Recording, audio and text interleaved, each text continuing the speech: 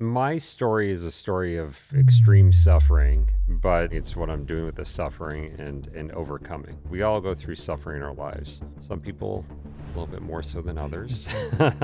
Something that's often overlooked in the health space, they'll prescribe like diet and maybe different herbal treatments, even like microdosing GLP-1s or mushrooms or whatever people are into. But very rarely the prescription will be community. And I really think that the root of healing is just getting closer to nature. It's an animal-based diet. It's looking at your stress. It's getting out in the sunlight, exercise. I think a lot of people feel like they're not living up to their potential, or they don't have a certain amount of purpose in their lives or meaning in their lives. And I think that we're all on a mission together as a community to get this world healthier. Let's just try to heal the world together. It's not about politics. It's not about carnivore versus plant-based. It's about let's just talk to each other. Let's get people off processed foods. Let's get people into more natural living. And really that's it, just loving each other. I am here with my good friend, Scott Everson, and I have admired this man for a few years. Really, I've known you for about 3 years, I think. In 3 years?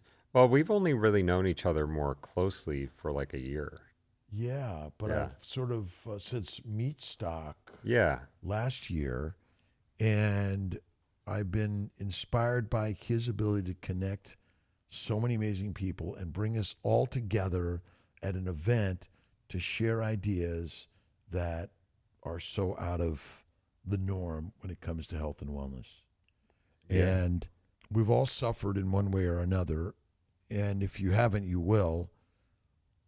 But there's something about what Scott has trained me from just listening and learning, but coming together with all the people he brings together and how we can live a healthier life. And maybe I can ask a little bit about what's inspiring you, Scott, to do what you do. To do what I do. Well, what's inspired me to do what I do is to stay alive. I've had a lot of health issues. My story is a story of extreme suffering, but most importantly, it's what I'm doing with the suffering and overcoming. We all go through suffering in our lives. Some people a little bit more so than others. But, I'm trying to change my perception on what sickness is and completely changing my mindset going through this process of what we call sickness, what my perception of everything is, has really matured me into a person that I wouldn't even recognize even a couple of years ago. A lot of what I do is based on everything that has come before me in terms of my struggles. And right now, my goal is to, stay alive and thrive. Mm-hmm. Do I look like the picture of health? No, I don't. I could see myself on your great TV here, and I'm definitely quite underweight. It's a process. Am I doing a little bit better than I used to do? Yes, but I still have a long way to go. And I'm still trying to figure out my own health. And I'm really hoping that once I'm able to do that, I could become a champion for other people and really help them. But in the meantime, what I can do is I could connect people. I think that something that's often overlooked in the health space, and if you go to see a practitioner, if I go see a doctor, they're going to talk about, even if it's more of a natural, like if you're seeing a naturopath or a doctor like yourself who's in modern medicine, but you teach traditional ancestral practices as part of your treatments for your clients or your patients. They'll prescribe diet and maybe different herbal treatments, mm-hmm. or nowadays, it could be a lot of different things, even like microdosing GLP-1s or mushrooms or whatever people are into. But very rarely the prescription will be community. And I know it sounds strange, but I'll say when you look at the blue zones, for instance, right? Where are the blue zones? We look at, and they look at diet. They were talking about diet when they were referring to blue zones. The blue zones have a massive healthy user bias.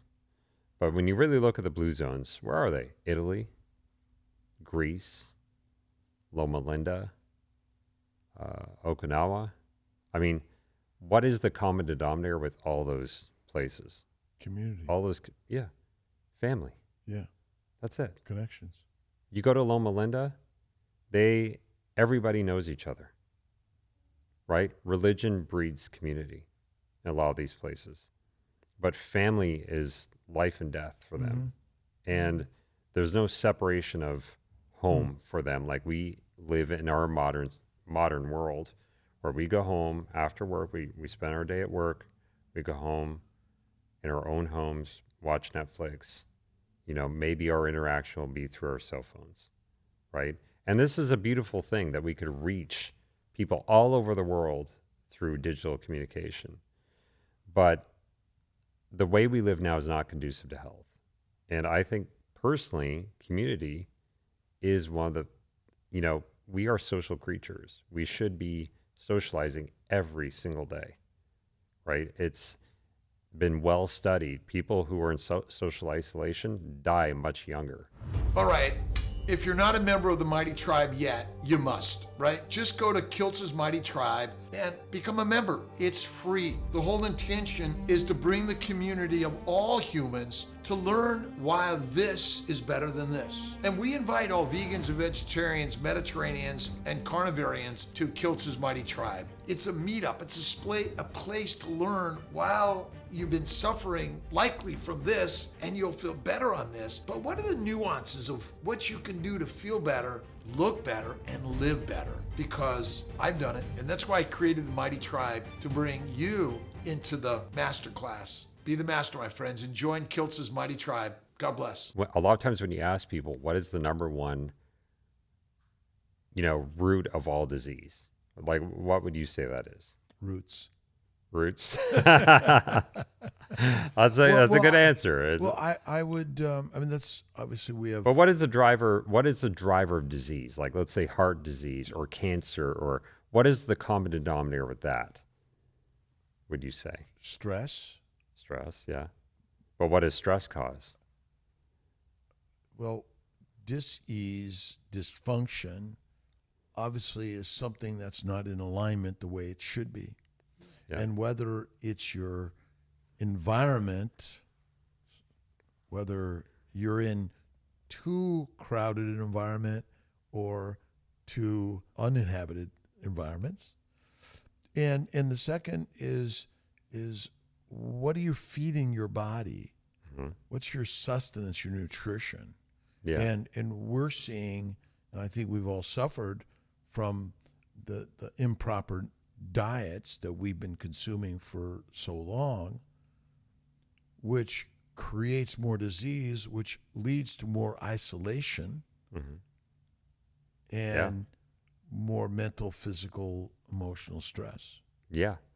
Well, a lot of times when you ask that question, it's true though. So, the further we get away from nature, typically the sicker we get, the closer we get to nature, the healthier we get. But, a lot of times the root of disease is inflammation. But what drives inflammation? And I think everyone's kind of looking at, obviously food, all these medications that we're on. Stress is a big one. But really it's about what we're into in our community is about getting closer to nature, right? Yeah.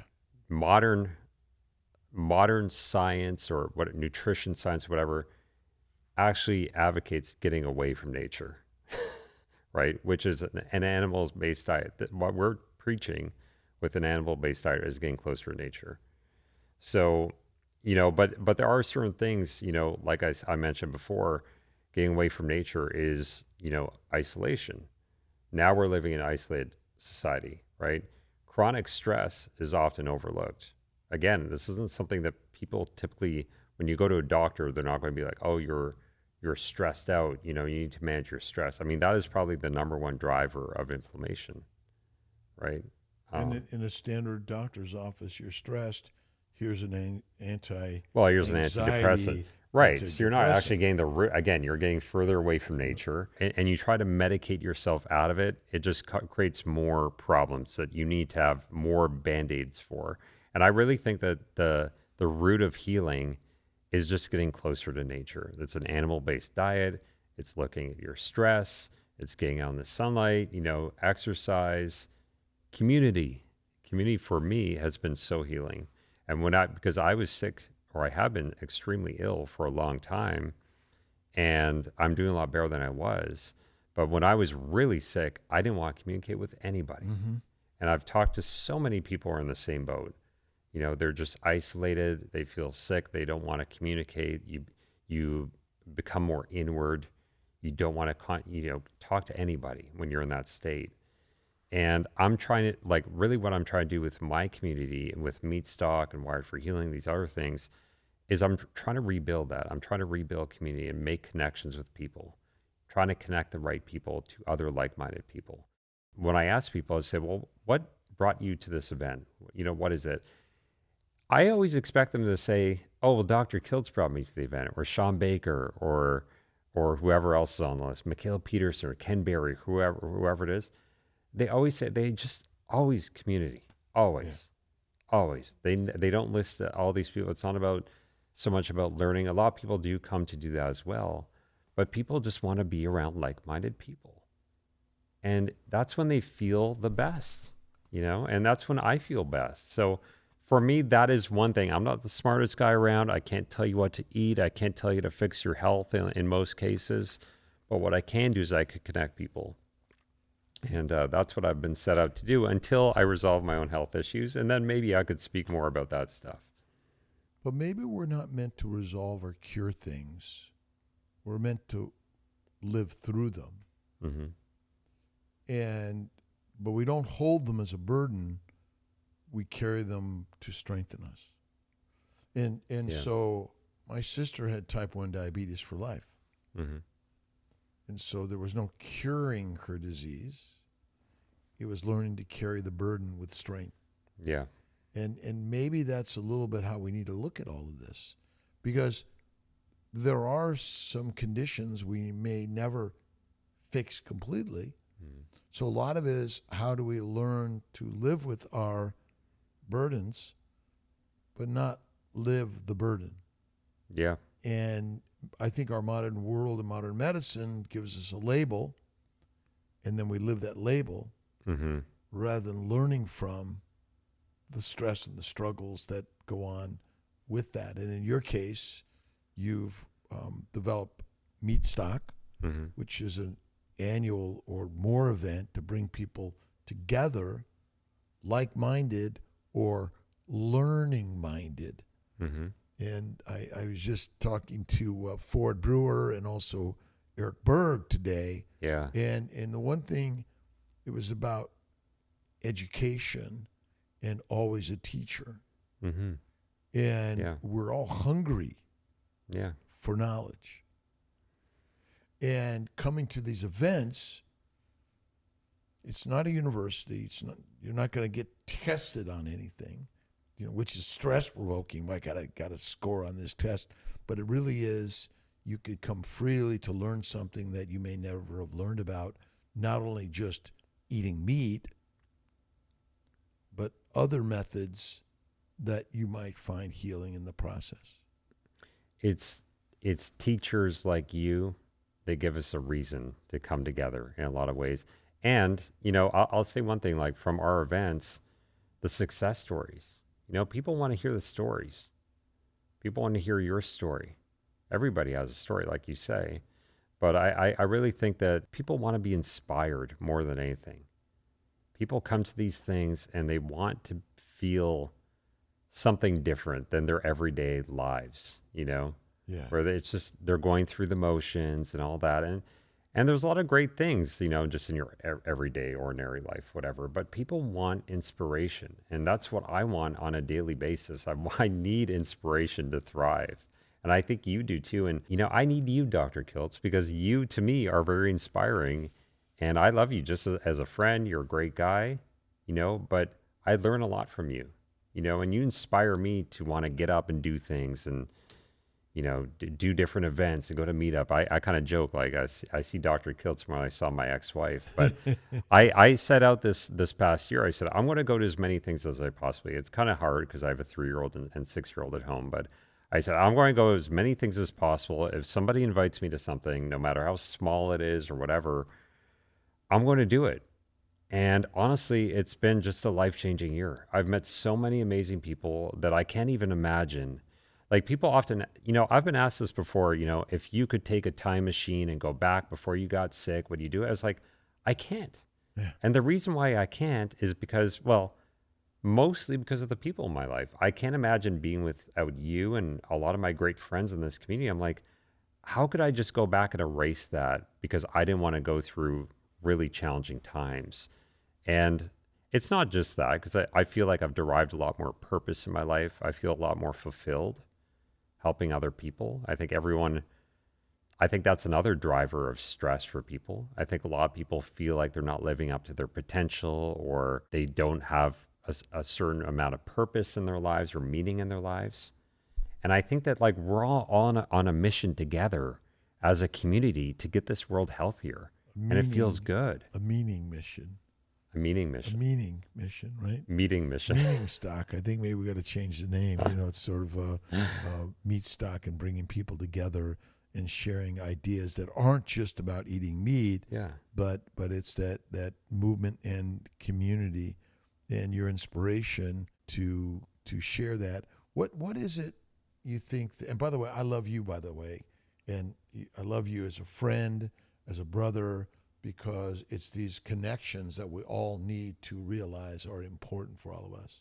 And there's nothing to be gained other than connections that allow us to live a more fulfilled life, and realizing that family and friends are critical. And I love going to these keto and carnivore meetings because we get to meet people and share ideas and thoughts and continue to grow. Yeah, I'd say like Healing Humanity / Kiltz meetups. Like we did this one in Tampa a couple months ago, and I was feeling really low with my diet and stuff like that. I was going on this carb binge, and I think I had a pretty deep conversation with you about it because I knew it was something. It was almost like a spiritual thing that was wrong with me. I felt like there was something wrong with my soul that I felt so addicted to carbs, and I really lost my way, especially over Christmas. All it took was that meetup to get inspired to go strict carnivore again. And again, I feel so much better. And it's funny when you start feeling better like that. I'm going off on a bit of a tangent by saying this, but when you start feeling better like that and you start feeling like having those good days again, it's almost like you forgot how bad it could get, and then you fall off the wagon again. It's like, oh, I'll just have a little bit of plant foods. Here's a guy who's had, like you, I've had kidney stones, like hundreds of kidney stones. Wow. In the last 2 decades. Destroyed by plant foods, like destroyed. I'm severely allergic to salicylates. Like and salicylates are pretty much in every plant food. And people are like, oh yeah, but there's benign vegetables like cabbage and no, they still contain salicylates. If I have that, my skin gets all red. I get inflammation in my sinuses. I get heart pounding. Like it's horrific. But even then, those damn plants will try to suck you back in. And the minute I'd have anything, any carbs or anything like that, it's an addiction. Those plants want to take you down. They do want to take you down. I'm very inclusive. I like to include everybody, whether your diet. And if you handle plants, that's fine. I'm starting to come around to certain things. And I'm really starting to think outside the box, right? Now, I don't feed my kids like a strict carnivore diet. They're kind of like animal-based. They eat fruit, stuff like that. But I'm really starting to think like the way you do. And I'm a lion. Are you a lion? You're a lion, right? We're lions here. And, I feel like a lion when I eat like a lion. And I feel if I don't eat like a lion, I feel more timid. I feel weaker. Should people be eating plant foods at all? I don't know about that. I used to say, well, yeah, I think we should. Just because I can't tolerate them doesn't mean, but are people actually thriving on eating plant foods, or are they just tolerating them? Can people just tolerate it better? Are they toxic for everybody? Right? What are your thoughts on that? Do you think that plant foods are toxic for everybody and people just tolerate them better than other people? Because if I'm eating something like spinach, which is high in oxalates, can somebody actually do well on that? Or is it just that that poison just doesn't harm them as much as someone like myself? And that's the big unknown. I think that the plants may be doing subtle damage under the surface that we can't see or know. It does not show up in redness, swelling, pain, heat, dysfunction, or death to a cell or an organ or an organism. And that's one of our problems. I believe that cancers and heart disease are all chronic exposure to small amounts of these things that lead to the damage and disease that shows up into sudden death or cancer, or more things like arthritis severe and fibromyalgia. Yeah. But I do believe in a carnivore diet is the best diet for humans. But we are omnivores, meaning we're capable of eating pretty much anything, and we have in order to survive. But is it optimal? If you want to be a lion, should you just eat things that we used to eat just to subsist? I think that lions eat meat and sheep eat plants. Lions eat sheep. And kind of that's who we are, Yeah. I think, overall.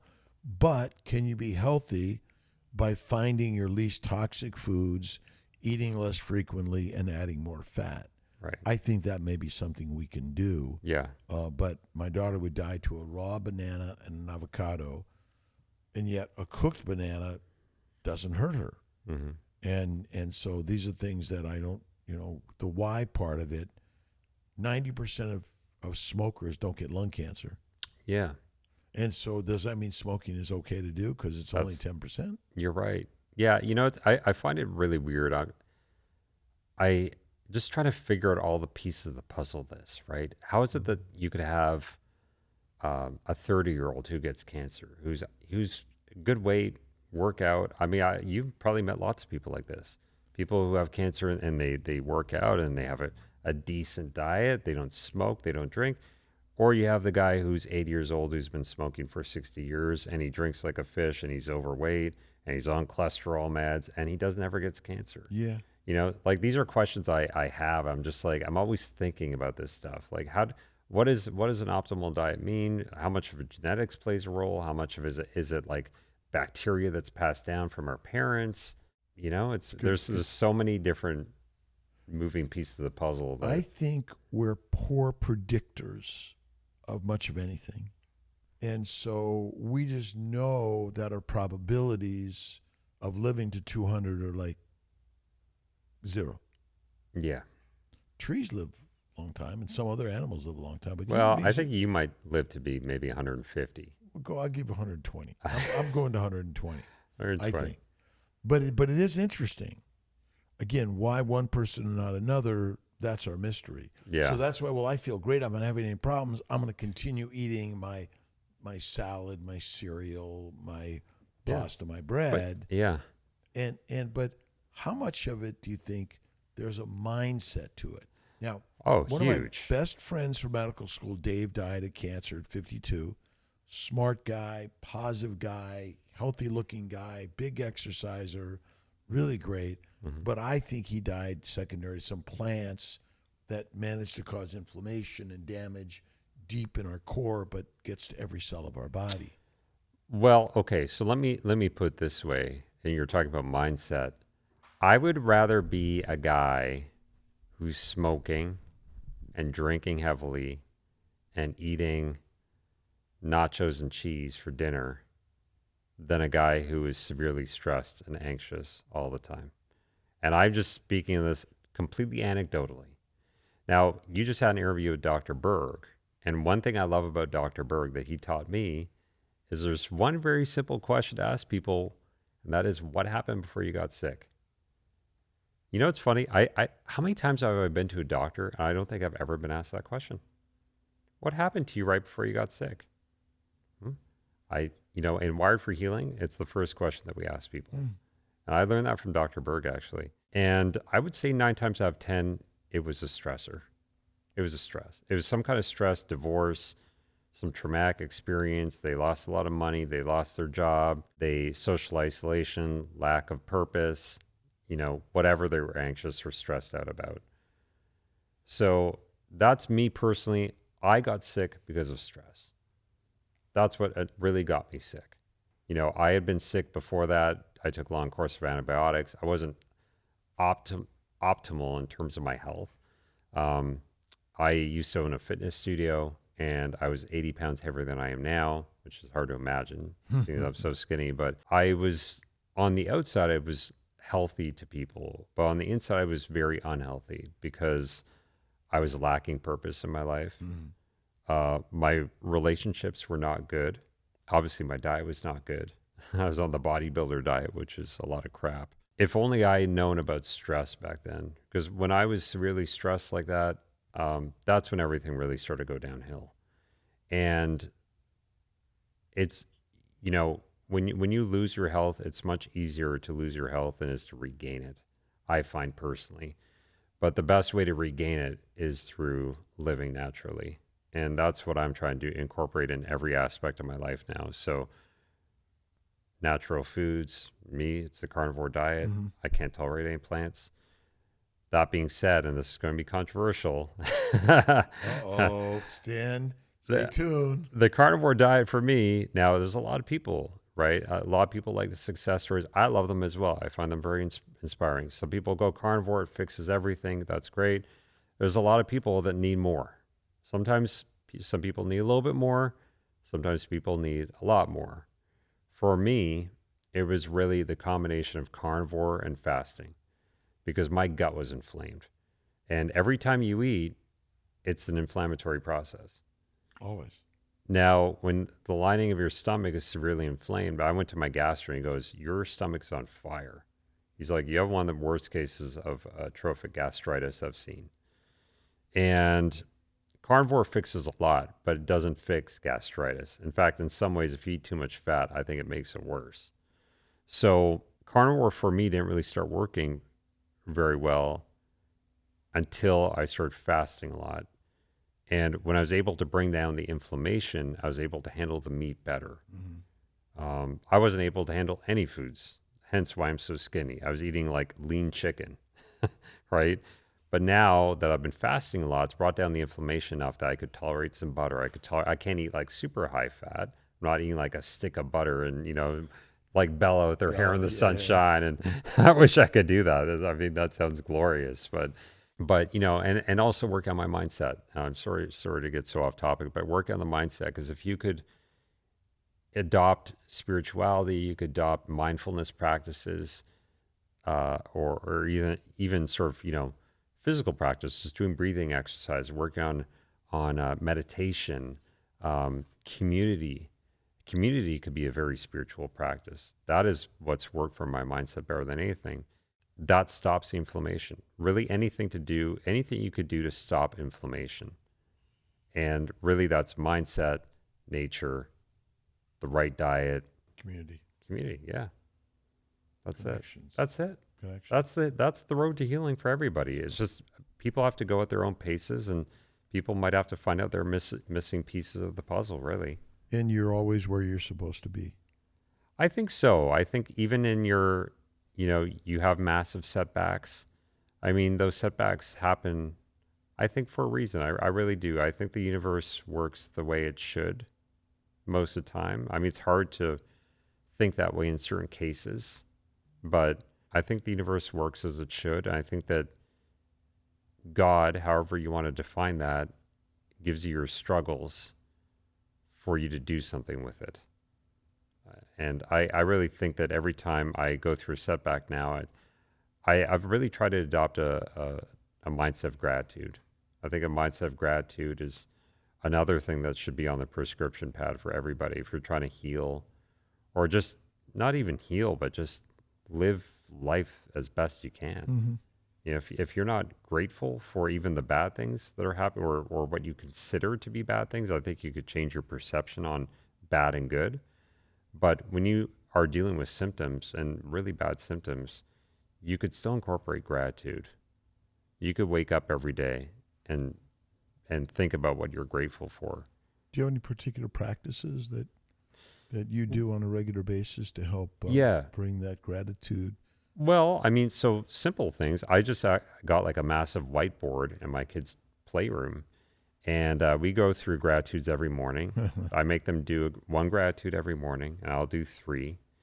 And it's kind of hard. I mean, my son's 3 years old. He kind of has so a lot of mornings could be like, I'm grateful for my daddy and for, like a TV show, Spider-Man. And, it's like, it's cute, right?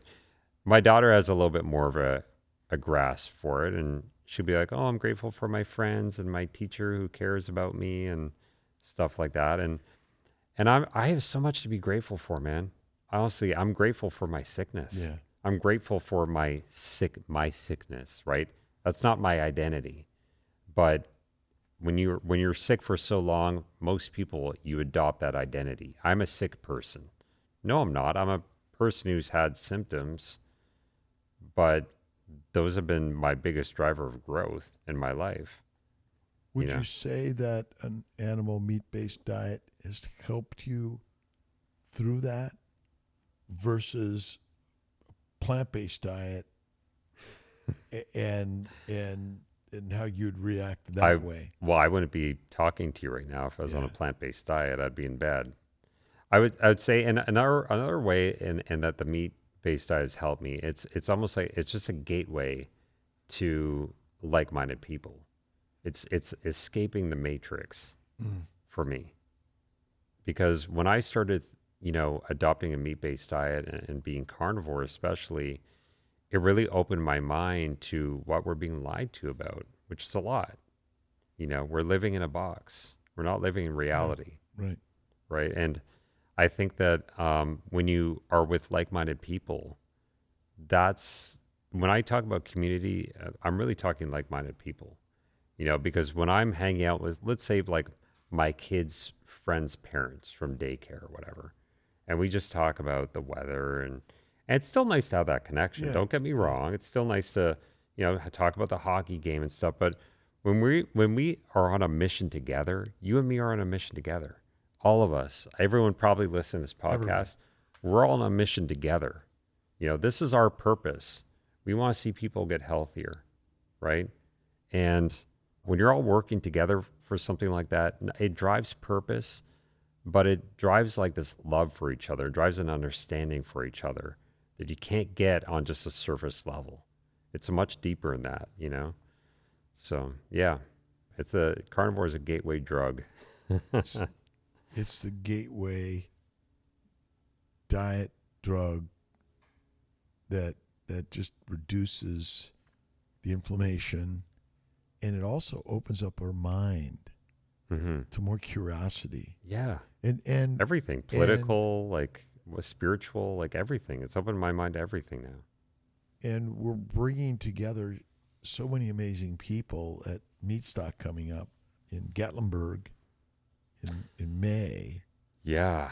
And you've how many experts, influencers, storytellers are going to be there this year? And then I'm more interested because the 26 meetup, Meatstock, is even more grand.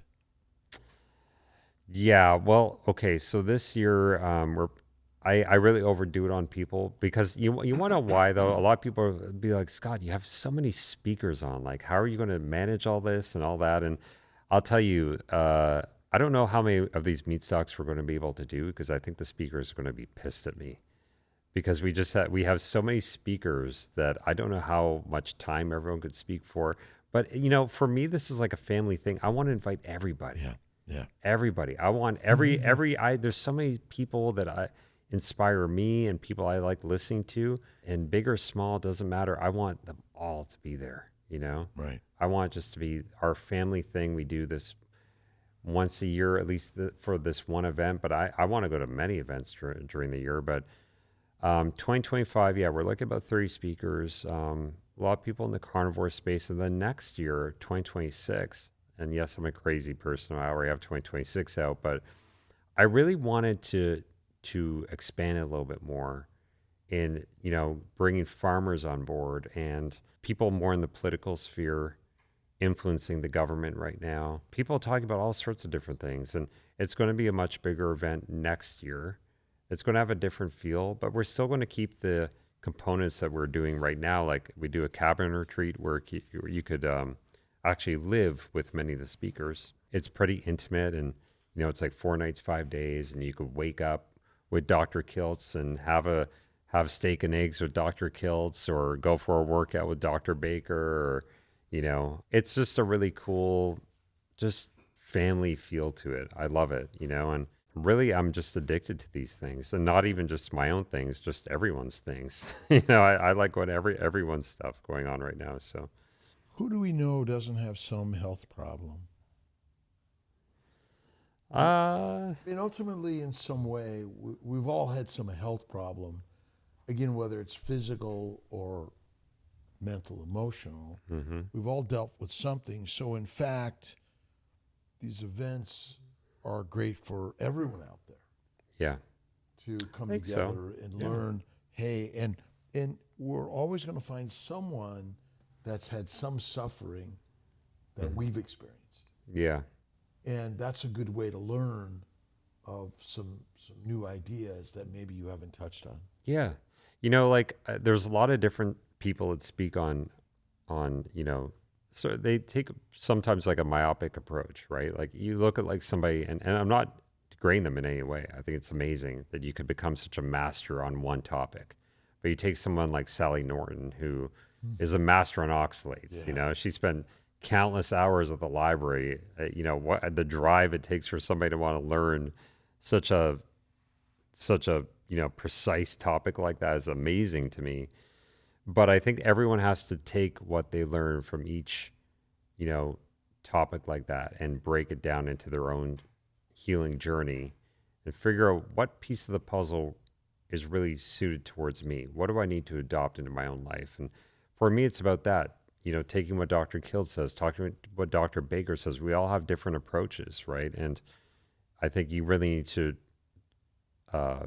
focus on what approaches you need to take, because I think a lot of people do have a very narrow-minded approach to their healing, and sometimes that could be a sort of a factor that's preventing them from achieving that level of success of healing. Yeah. Like we've talked about a little bit about this in your other podcasts. Like a lot of people get diagnosed with like mold toxicity or heavy metals, and then they're so hyper focused on that. It's like, I need to detox mold. How do I do that? And they go on these protocols and stuff like that. But I think that, when you sort of have this multifaceted approach of just getting back to nature, like really that's it. Just getting back to nature. All the pillars of getting back to nature, you follow that and healing will probably happen for you. Sometimes it just takes longer for other people. Sometimes with carnivore, some people heal in a week on carnivore. I know some people had severe illness and like a week on carnivore, they're like, oh my God, I feel amazing. Like, this is amazing. And they just keep feeling great. Some people, it takes months. Sometimes it takes years, right? And you just have to keep plugging out, find out what works for you. And it's like an onion. You keep peeling back that layer of onion. That's how my journey's been. And I'm not like, I used to be pissed off at people because not pissed off, but I used to get jealous sometimes. I'd be like, oh, why is it that they heal in like a week, and for me it takes like 3 years, And now I'm like grateful because it's such a learning journey for me. I love it. I don't love the symptoms so much, but I love learning. What's your vision of meat stock in 5 years, 10 years, 5 years, 20 years, maybe? I don't know. Well, I don't know. I mean, you never know what's coming for you. You never know what's coming for me or what's going to happen in the world. And I don't. I really think that, whatever happens is what's meant to be. So if meat stock is still going on 5 years from now, it's meant to be. If it's not, then it's probably meant to be. So my vision of it, like how I'd like to see it, is just, every year we get together as a carnivore family, have it be a big event. and just come together as a family. And we all know each other, and we all get to know each other, and that's it.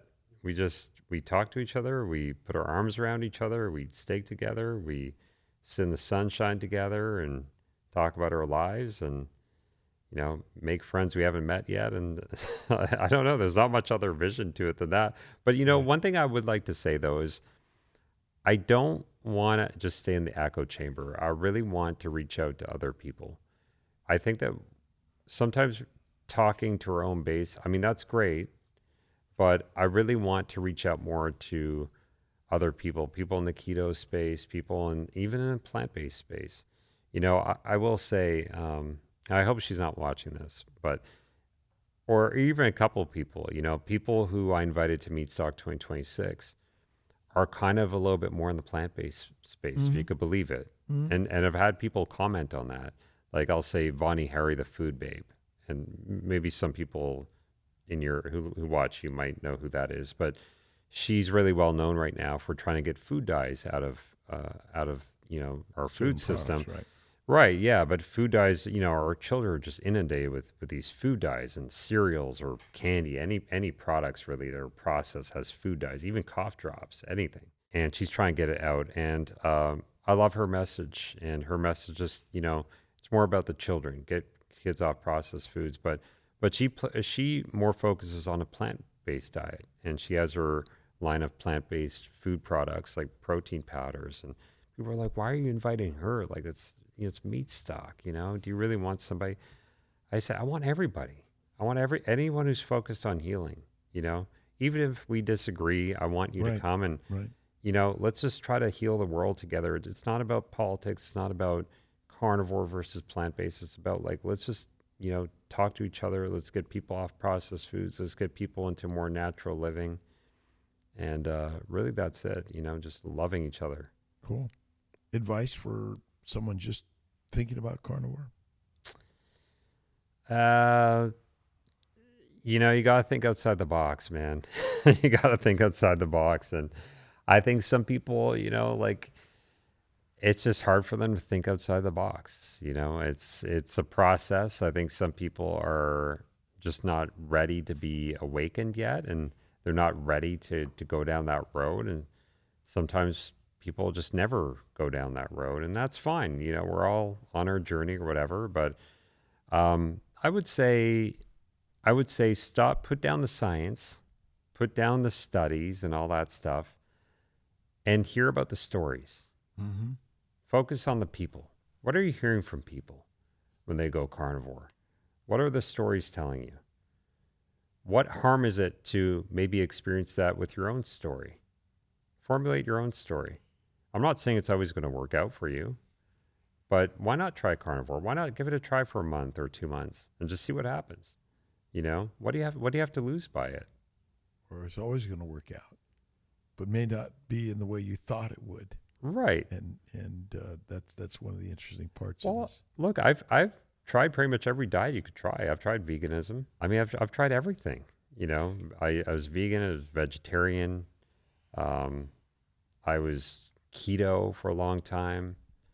And now I'm carnivore, and I found what works for me. But I think that, you need to try different things and see how you feel, and not worry about God, what the doctors are telling you, and the blood work and all that stuff. I mean, there's so much nonsense in this world. And, my doctor actually fired me because my cholesterol was so high. My cholesterol was over 400, and my LDL was I don't know, over 300, or was my cholesterol over 500? I can't remember what it was. It was crazy. Right. He's like, your cholesterol is insane. I can't have you as a patient anymore. I was like, all right. I'm like, I don't need you as a doctor. I just was coming to you basically to get some tests done, but I could really use any person to do that for me. But, it's just we're told these lies, and even the conditions, labeling ourselves with these conditions. It's just a label. These are things that we invented. You are living with certain symptoms. What is type 1 diabetes? What does that mean? Well, exactly what does that mean? Oh, it's a certain marker on a blood test, right? Is it symptoms? You know, what happens if the symptoms go away? Does that mean you don't have that label anymore? Or what happens if the marker gets better on your blood? Because there are people, when you first have type 1 diabetes, there are people who could reverse that. Yeah, there's still some insulin. Especially in the, if you have been newly diagnosed with type 1 diabetes, right? There is some, I've heard, and I've seen some stories out there, there is some wiggle room to potentially reverse that, right? Right. And don't believe the lies. Don't believe the truth that you've been told from science with cancer and all this stuff, you know, with carnivore. Oh, meat's bad for you. Meat's going to kill you. We've been ingrained since birth to believe this nonsense. And this is really what I'm trying to do, you know, and we have our nonprofit too. And a big mission of the nonprofit is to, you know, really change the narrative, because in my children's schools, in books, in films, TV shows, teachers, everybody's telling you grains, fruits, and veggies. You want to be healthy, grains, fruits, and veggies. And fake meat. And fake meat. Yeah.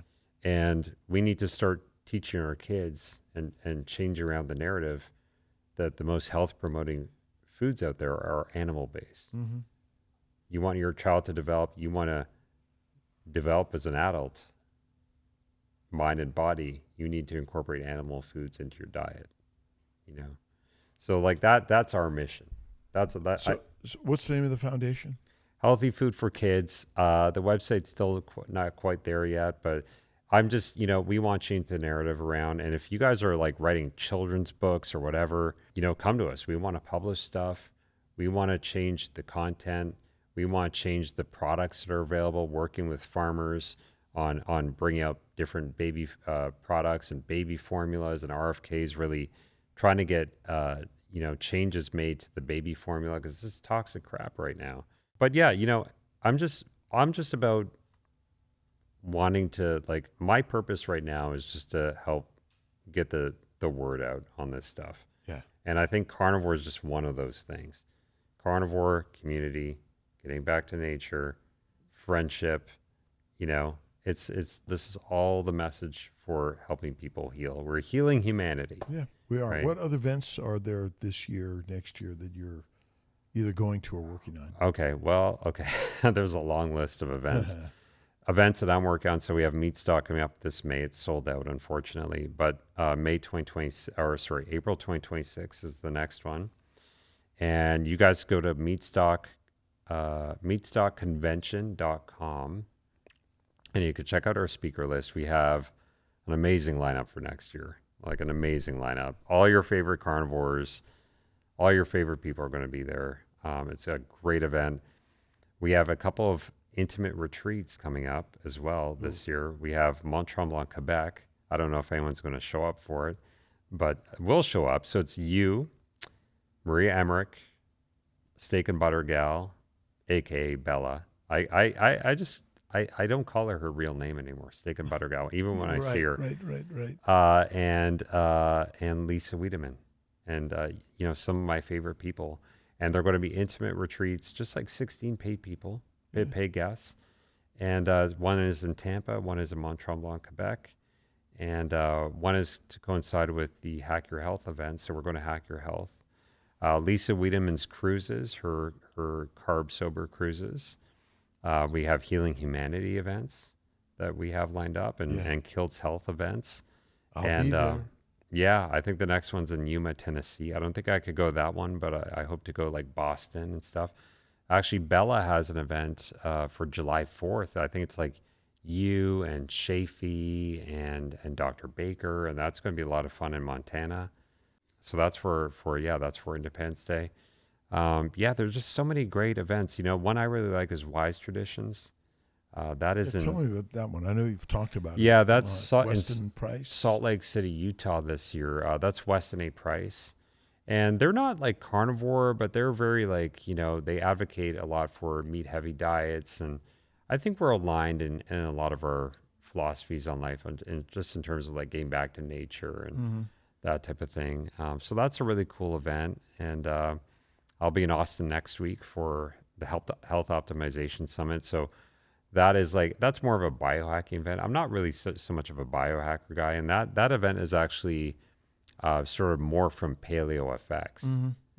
But there's a whole host of events. I mean, there's lots of events people could go to. You don't have to go to mine. You could see what speaks to you, and But go and listen and learn and Yeah. question. low carb Always Denver. question these events and Yeah. ask questions, because that's what we're all here to do. Yeah. Because you want to realign your thinking, and sometimes it's being pulled away because these ideas are so radical. But Yeah, I just go to these events. Honestly, like there's certain events I go to. I have no interest in the speakers. I have no interest in the vendors even. It's just I have friends who are going. I just want to meet Yeah. new people. that's what I do. You Just show know? up and get a chance to meet and greet people you haven't seen. I'm never going to be one of those guys that you'll see like hooked up to like, these oxygen things and wrapping myself in like red light blankets, and I think that stuff is kind of cool, to be honest with you. Like it's kind of cool, but Not required. yeah, like I'm about like nature. If I'm going to do grounding, or if I'm going to get like light, I want to be outside. I mean, like that's the type of guy I am. But I like going to these events because I have friends who are going, and I get to meet new people, and I just love it. What's the number one event that you like to go to that isn't meat stock? Is it meat stock? Well, I really like the Healing Humanity events. Yeah, those I are would great. say, yeah, and I know you're doing them. It's partially like Kiltz Health, Healing Humanity now, right? Well, I've been I'm invested in Kerry Mann, Adam Lacey, Healing Humanity, because I really believe what they're doing is so important. Yeah, And so to see the movie and the stories be told is such a passion for me. yeah. Well, that's a big piece. Like I was talking to Adam. Adam Lacey's like, well, at the end of the day, we're just filming a movie. I'm like, yeah, but it's not, because our goal here is to change the narrative. Change the narrative. We've been taught since birth meat's bad and fat's bad. Yeah. And to heal humanity, we need to change that narrative around and break this propaganda streak that we've been on for decades, so Is physiologically every human being capable of a carnivore diet? yes, but I think people need to approach a carnivore diet sometimes in a different way. Because I think, well, here's the thing. So I'll just give an example. I've had people come up to me, and they've been on a SAD diet. Like they're 70 years old. I've even had people in their 80s come up to me and question about the carnivore diet. I had a guy actually, I met him. God, no, he was 93 years old. I met him at one of Dr. Boz's meetings in Tampa, and he was talking to me about the carnivore diet. He's like, well, what would you suggest? And I was like, well, how new are you to this? And he's like, well, I adopted keto about a year ago. It's like, okay, so what did you eat before that? And like for 92 years before that, he was on the standard American diet. Yeah. And I'm like, so what were you eating? He's like, oh, waffles. And so you get those cases, right? So, okay, you've been on standard American diet for decades. Is it always a good idea just to go strict carnivore overnight? Because I've seen that could be disastrous for some people. And for whatever reason that is, they either go through a massive microbiome change, and Your body's going to fight. your body, it's like, and your detox pathways might not even be able to tolerate that. Some people are like, literally, if you're that sick and you've been like an alcoholic and you've been eating Doritos every day for your whole life, like going on a strict carnivore diet, it's going to be rough. It's going to be rough. So sometimes it could be start with like, well, how about we just start by incorporating more animal foods into your diet, But I think ideally, if you work your way up to it, I think optimally everybody should be able to thrive very well on a carnivore diet, and maybe thrive the best on a carnivore diet. I mean, we don't know for sure, but I think that most people feel best on carnivore diet because you're becoming metabolically healthy again. You're removing the toxins, and when you're in the carnivore space, you're changing other areas of your life. You're adopting a healthier mindset, right? You're a lot of times when it's like there's almost like a healthy user bias to it because you become more spiritual. I know so many people that have gone carnivore and they've become so much more spiritual. And just, yeah, it's just, there's a lot that goes along with it. It's Yeah, like escaping the matrix. I was already transitioning to spirituality, but I can tell you with carnivore, it's expanded so much, and I think it's because it reduces inflammation in our gut, in yeah. our brain, Yeah. which are Well, look at fasting. I mean, you and I both fast a Yeah. lot. Fasting is a deeply spiritual experience. You're testing yourself to the limits. You know, we're not geared to want to fast. It's kind of strange, but it's like we're forcing ourselves. our drive is to find food. Well, our ancestors were forced Yeah. to fast because they couldn't find food. But do you think if they had food in abundance like we do, you think they would choose to fast? Probably not. We have to choose to fast because we're trying to mimic something that was beneficial for our ancestors, right? Well, I imagine that we're not very different than we were. And we've been having these conversations for maybe hundreds of thousands of years. Yeah. And I think that there probably was seen to be some value about fasting. Well, yeah, that's actually true because Hippocrates did talk about fasting. You know, he talked about fasting a lot in terms of it being like the most healing thing. You know, if you want to heal, you need to abstain from food. I mean, that's something Hippocrates said, right? So yeah, I think like, you know, fasting has been known as a medicinal healing tool for a long time. I think it's just kind of more of a modern based mindset, you know, to actually adopt fasting as a healing mechanism, like in terms of, you know, I don't know. I just, we have so much abundance around us. I think removing that abundance is a very mentally, at least in the beginning when we first started doing it, it's almost like a very challenging experience. It could be a very spiritual experience, finding out what you're made of and learning more about yourself through these practices. And I back to the community. The community helps keep us on track to the things that we've seen others do to help improve it. And by acknowledging it to the community, we're finding others that want to be participating in that same thing. Yeah. Like Lion Diet or Dr. Boz's sardine fasting. I was going to say anchovies. Have you done a sardine fast? No, I like anchovies, not sardines. Oh, I yeah. don't know, but you're right. So we're finding a community of support, even in our hard things to do. That I'm going on a fast, you may do on a fast, and so we talk about our fast. We talk about the things that we're doing that help keep us on track. Yeah, you know, like look at me. So it's kind of weird. You know, people look at me now and I look very weak. You look know? great. Well, I think do. you look great. Well, when I see myself, I mean, to me, I look weak and I look sick. You know, I don't like looking at myself on the screen right here. But you know what though?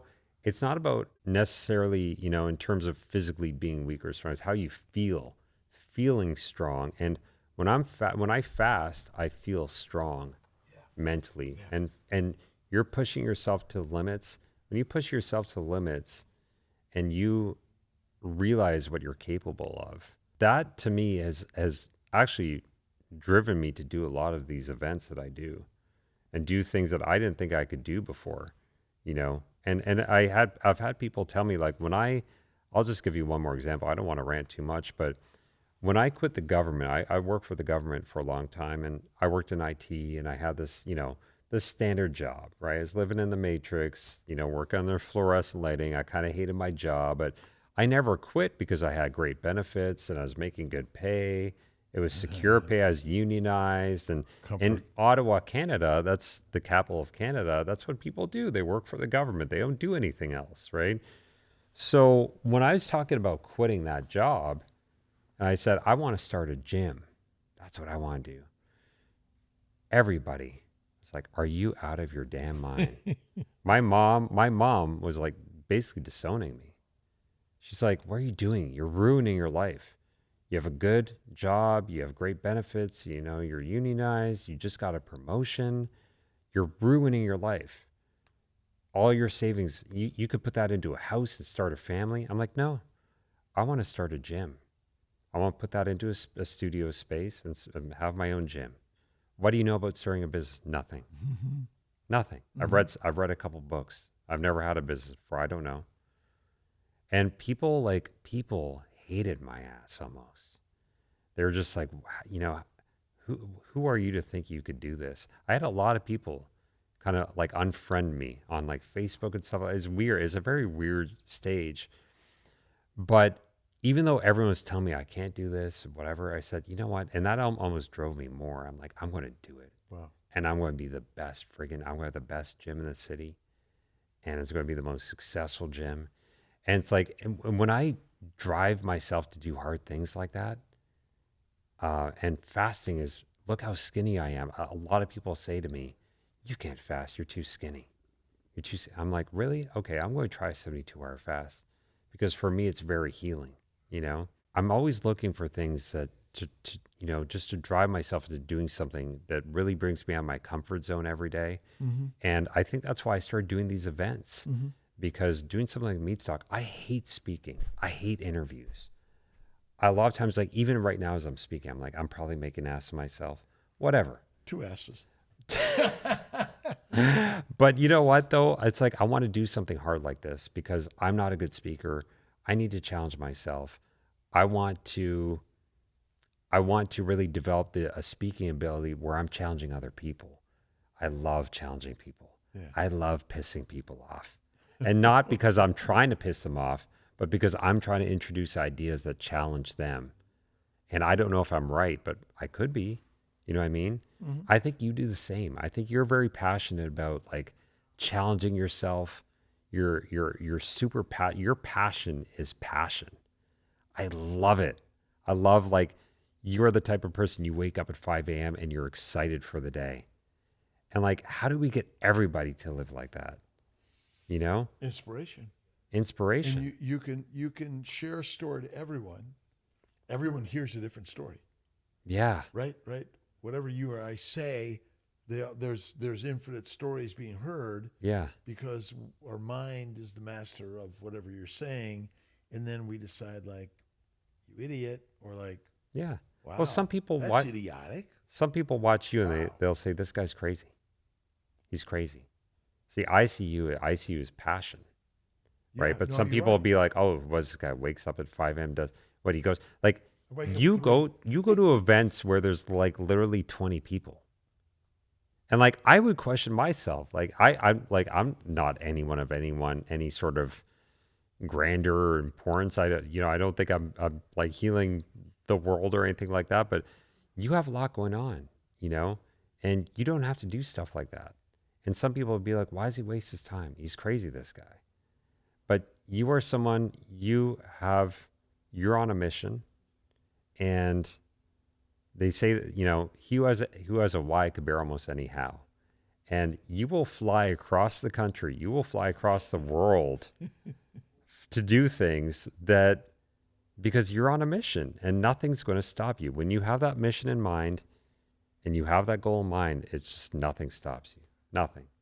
We're here to do And that's how you inspire me. I think this is how you inspire a lot of people, and I think that, like, honestly, someone needs to do a deep dive on your brain because, and it's true though, like, I'm really inspired to learn from successful people.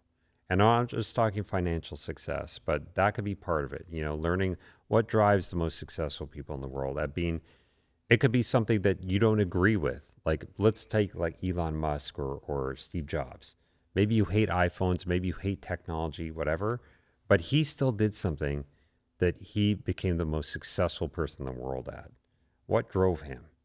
And it all boils down to, you have a purpose in mind and you have passion. They live at the office, right? To them, it's not work. To them, it's living. You're never you're never retiring. I know that for a fact. Brave. There's no way Dr. Kiltz will ever be living on a beach at the end of his life, just sipping on margaritas. It's never going to happen. You're going to be working your ass off till you're 120, guaranteed. And that's what we're born to do. We're born for hard. We're born for challenges. We're born for stress and struggles. But it takes the wishing you weren't and thinking you shouldn't in order to realize that, yes, you should. So that's the part that I think brought us together is I see you doing, like, what's this guy doing? He's bringing these big events with all this organizational stuff that has to happen, but it happens. And how does this magical human body or all the magic of the universe work? Because it's all in synchronicity. And that's what I think this is all about for us, is there came a time where we had to orbit each other in order to sort of learn something. And then eventually we'll both be shot out into other orbits in order to continue to share and meet and learn new things. I love it when you say, we are God. Even if you believe in like God in the traditional religious sense. Yeah. That doesn't mean that we're also not gods. You are God, I am God. We all have that thing, that whatever it is, the spiritual entity that we call God within us. And I think that everybody has a part to play. I think that we all have paths to go down, and we're given these gifts from God, whatever you want to take that as to what the meaning of that means. Right. But we're all given this gift, and we have to take that. It's our job to run with that and make it happen. So whatever my thing is, I really think that my mission is to bring people together. And I've seen it. Like, nothing makes me happier than when I introduce you to somebody and then I see them on your channel like 6 months later. Well, that's and they're sharing their story. You know what I mean? Like, it's such a beautiful thing. And I think you play a huge role in that as well, bringing people together, This has been such a great day today. We've been doing podcast interviews since 8:00 this morning. And I'm following up Dr. Berg, by the way. Oh man, Dr. Berg, Dr. Nelson Vasquez, Dr. Ford Brewer. Let's see, Dr. Vega. We had Maya and Carrie. I love them. Yeah. We had Jen Middage. Jen and Midge. Yeah. Let's it's been see a great day. If I hit everyone. It's been a great day, man. I think it's been a really great day, and it's capped off with our good friend Scott Everson in our new podcast here in Sarasota. Well, just sharing thoughts and ideas together. We're gonna have to think of something really catchy to put in the title, because I don't think I'll get you a lot of views. Two crazy dudes. Too crazy. Should I just like take off my shirt right now or something and do something crazy so you could put in like the beginning of the video and get some clickbait going? I don't know, but I really want to thank you for having me on, and it means a lot to me that people care to hear about my story, and I really hope that it could help people in whatever way, whether you just take a little snippet of my story and apply it to yourself, or come to one of my events or whatever it is. Like, I just hope it helps you in whatever way. Well, I just think the community and connections and sharing stories that we're all doing around the globe, wherever you're at, and that's the beauty of it in every country of the world, at every stage of your life, we're learning something together. Yeah. So love it. All right. I love you, my brother. Love you too. All right, man. Thank you all for being here on this beautiful, amazing job. And remember, we're lions. And God bless.